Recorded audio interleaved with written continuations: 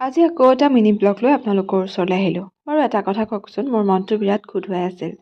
এই যে মানুহে কিবা এষাৰ কথা কৈ কাৰোবাৰ মনটো একদম ভাগি থৈ যায়, তাৰপিছত বাৰু জোৰা লগোৱা দায়িত্বটো লয়নে? যদি নলয়, তেতিয়াহ'লে ভাঙি কিয়? বাৰু এয়া গোসানী শুই আছে, আমিও এপিনে যাব ওলাইছিলোঁ, এপিনে মানে বজাৰ কৰিবলৈ।